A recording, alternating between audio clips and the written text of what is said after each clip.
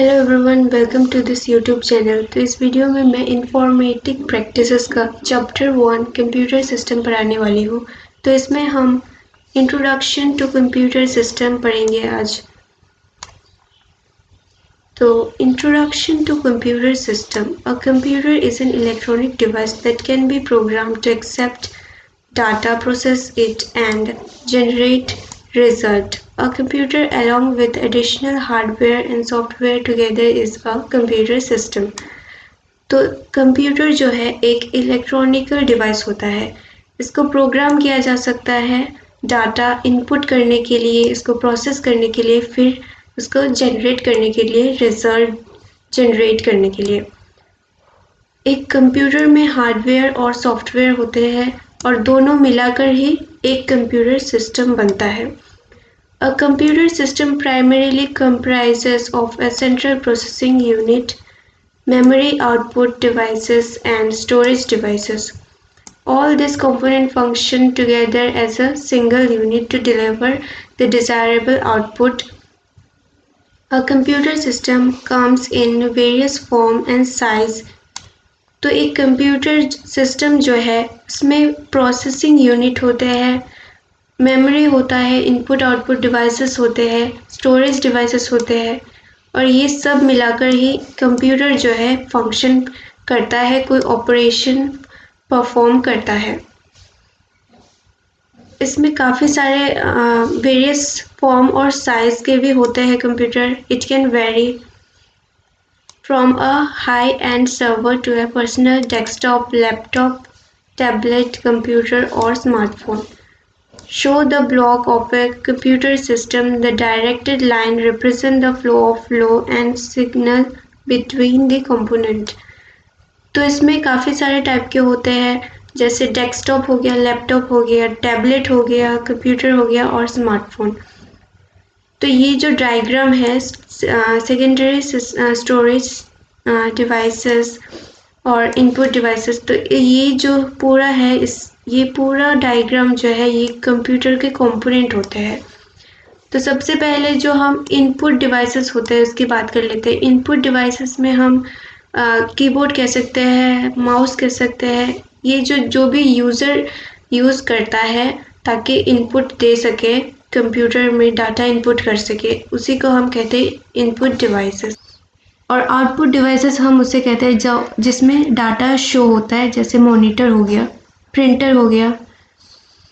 तो इसको पहले जो हम इनपुट डिवाइसेस जो हमें कनेक्ट करना है सीपीयू से, तो सीपीयू में क्या क्या होता है? प्राइमरी मेमोरी होता है, कंट्रोल यूनिट होता है और अरिथमेटिक लॉजिकल यूनिट होता है।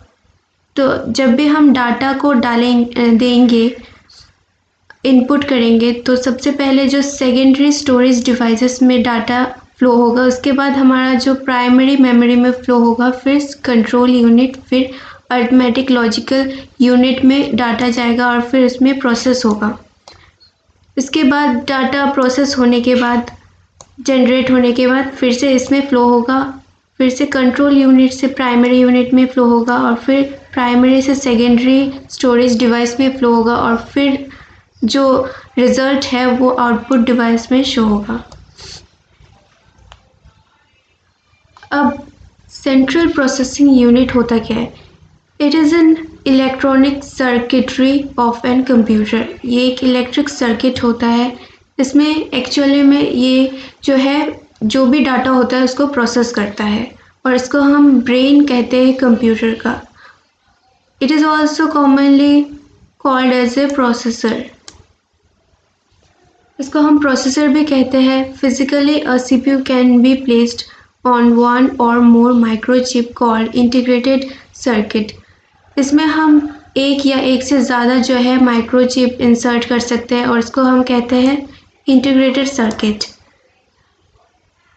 The IC comprises semiconductor material. इसमें जो होता है सेमीकंडक्टर मटेरियल से इसको बनाया जाता है। The CPU is given instruction and data through programme.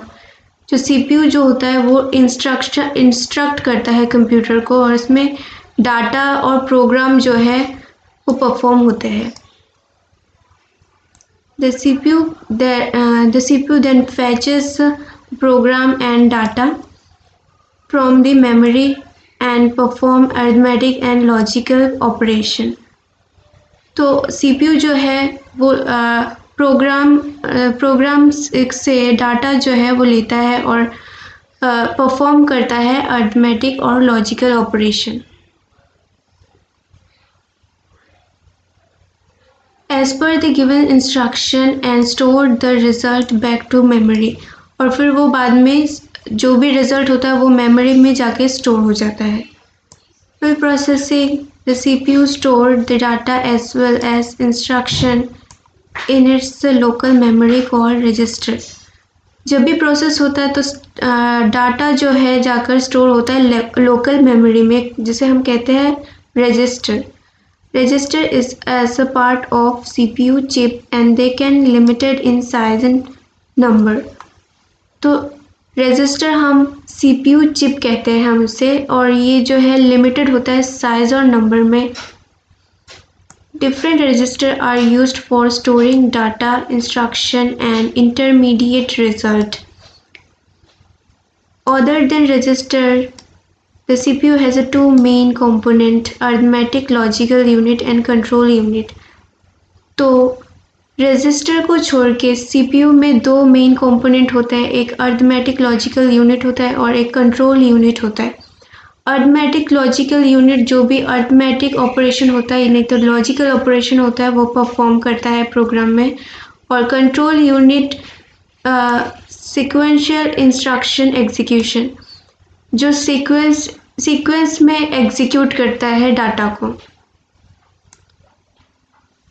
Interpret instruction and guide data flow through the computer memory. ALU and input and output devices in CPU is also popularly known as microprocessor. जो भी CPU में ALU और output और input devices होते हैं इसको हम कहते हैं माइक्रोप्रोसेसर. अब इनपुट डिवाइसेस क्या होता है? Input, the devices through which control signal are sent to the computer are termed as input devices. These devices convert the input data into a digital form that is acceptable by the computer system. Input devices वो devices होते हैं जिससे जो भी user जो है वो data enter करता है कंप्यूटर के अंदर और डाटा एंटर होने के बाद वो जो भी डाटा होता है वो कंप्यूटर डिजिटल फॉर्म में कन्वर्ट हो जाता है ताकि जो है कंप्यूटर को वो इंस्ट्रक्शन समझ में आए. Some example of input devices include keyboard, mouse, scanner, touch screen. इसका काफ़ी सारे एग्जांपल हैं जैसे keyboard, mouse, scanner, touch screen etcetera. Specially designed Braille keyboards are also available to help the visually impaired for entering data into a computer. तो ये visually impaired लोगों के लिए Braille keyboard होता है. Besides, we can now enter data through voice. For example, we can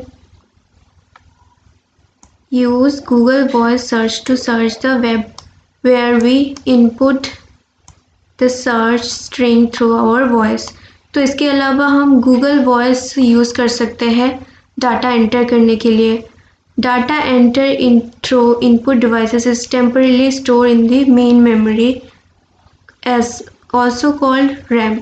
जो भी data हम एंटर करते हैं वो टेम्परेली स्टोर होता है मेन मेमोरी में जिसको हम कहते हैं रैम और इसका फुल फॉर्म होता है random access memory of the computer system. For permanent storage and future use the data as well as instruction are store permanently in additional storage location called secondary memory. तो permanent और future use के लिए हम data को store करते हैं secondary memory में.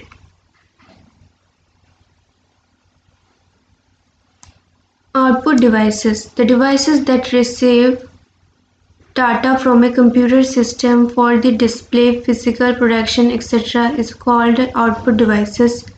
It convert digital information into human understandable form. जो भी डिवाइस होता है जो डाटा हमें भेजता है, हमें देता है, जैसे मॉनिटर हो गया, प्रिंटर हो गया, एग्जाम्पल में monitor, printer, projector, headphone, speaker, ये सब एग्जाम्पल होते हैं आउटपुट डिवाइसेस के. A braille display monitor is useful for visual challenged person to understand the textual output generated by computer. जो ब्रेली डिस्प्ले जो जिन्हें दिखाई नहीं देता उनके लिए जो है ब्रेली डिस्प्ले मॉनिटर होता है ताकि उन्हें जो आउटपुट है वो समझ में आए. A printer is the most commonly used device to be get output in a physical hard copy form. एक प्रिंटर जो होता है वो कॉमनली यूज्ड होता है आउटपुट डिवाइसेस में, जिसको हम कहते हैं हार्ड कॉपी. कोई भी हार्ड कॉपी निकालने के लिए हम उसे यूज़ करते हैं printer. 3 type of commonly used printer are inkjet, laserjet and dot matrix. तो 3 तरह के प्रिंटर होते हैं जिसको हम कहते हैं inkjet, LaserJet and dot matrix.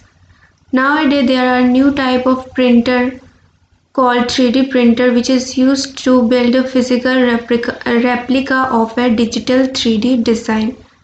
तो आजकल जो होता है 3D प्रिंटर हम यूज़ करते हैं ताकि जो 3D डिज़ाइन होता है उसका एक मॉडल हम तैयार कर सकें. This printer are being used in manufacturing industry to create prototype of the product. तो ये जो प्रिंटर होता है इसको हम मैन्युफैक्चरिंग इंडस्ट्री में यूज़ करते हैं ताकि हम प्रोडक्ट का प्रोटोटाइप क्रिएट कर सकें. It is also used being explored in the medical field, particularly for developing body organ. ये हम यूज़ करते हैं ताकि हम मेडिकल फील्ड में यूज़ करते हैं ताकि हम 3D जो बॉडी ऑर्गन है वो क्रिएट कर सकें.